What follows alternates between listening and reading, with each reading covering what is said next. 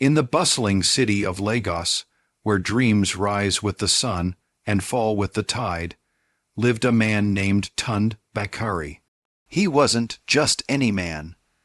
At 42, he was the owner of one of Africa's largest real estate empires. Tund had made his fortune by building luxury apartments, sprawling malls, and high-tech offices across the continent. His name echoed in business halls, and his face was plastered on magazine covers. Yet despite the world at his feet, Tund felt an emptiness in his heart that money could never fill. His days were filled with meetings, contracts, and numbers. Nights were even lonelier, quiet luxury penthouses overlooking the noisy city below. He had been in a few relationships, all of them short-lived, mostly drawn to his wealth, not his heart. Tund had started to believe that true love wasn't meant for people like him. One rainy afternoon, Tund's convoy was returning from a site inspection when the unexpected happened. His Range Rover got stuck in a muddy, narrow side road near one of his less glamorous housing projects in Agegunnel. His driver tried to navigate through, but the wheels only spun deeper into the slush. The rain beat hard, and the sky turned the color of steel. The security men got out, frustrated, looking around for help.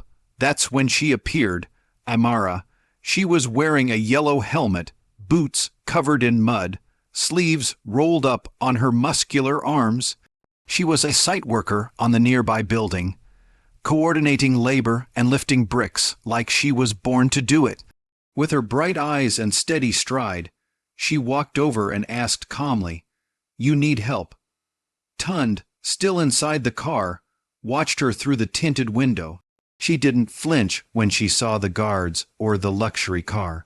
She looked directly at him when the window rolled down, as if he were just another man needing help, not one of the richest men in Nigeria.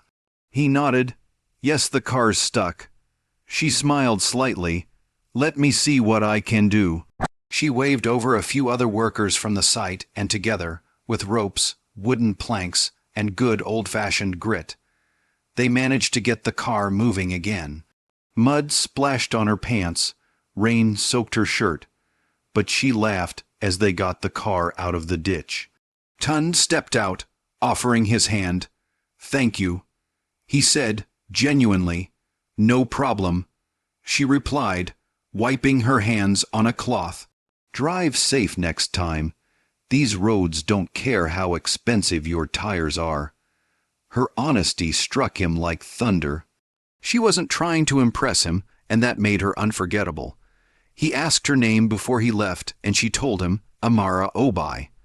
That night, he couldn't stop thinking about her. The way she took charge, the way she made him feel like a human being, not just a billionaire. Over the next few weeks, Tund made excuses to visit that project site more often, sometimes to inspect the progress, sometimes just to hope he'd run into Amara, and he did. They began to talk more. At first, it was casual how the concrete was setting, what supplies were delayed. Then deeper, about Lagos traffic, politics, family, dreams.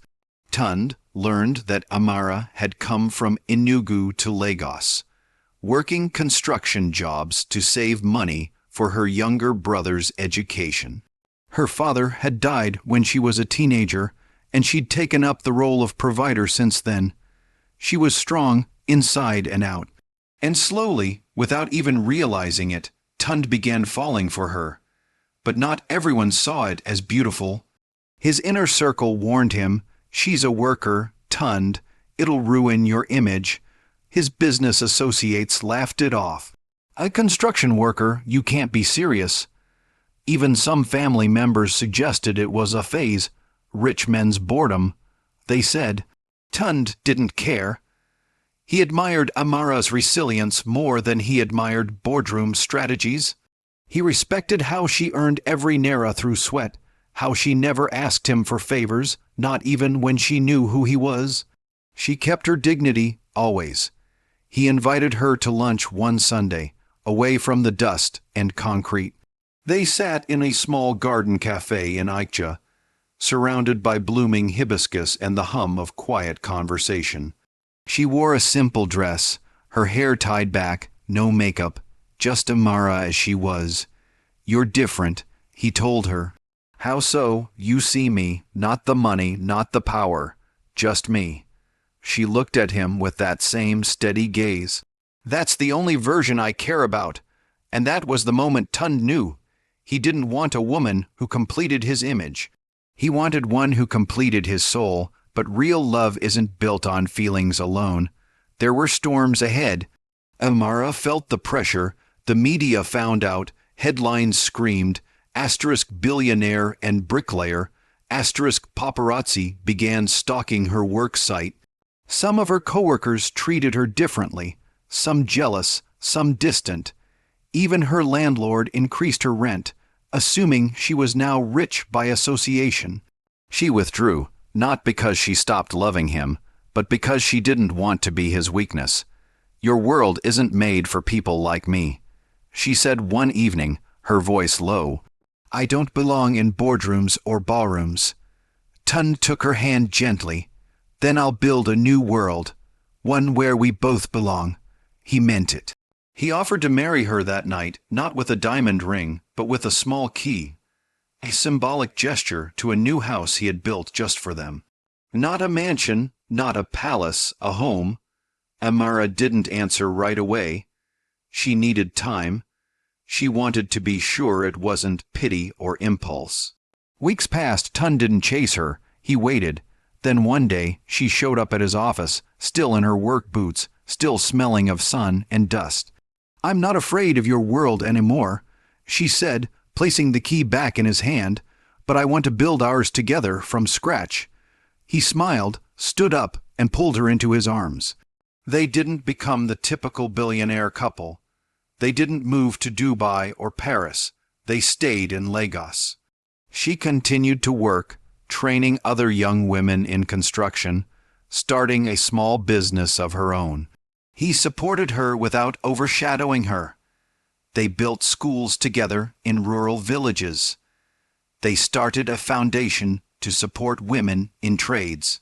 And every time someone asked Tund how he found true love, he would simply say, "She helped me when I was stuck. Not just in the mud, but in life." And so, the construction of love wasn't built with steel or cement, but with honesty, grit, and the courage to cross a world of differences. Brick by brick, heart by heart.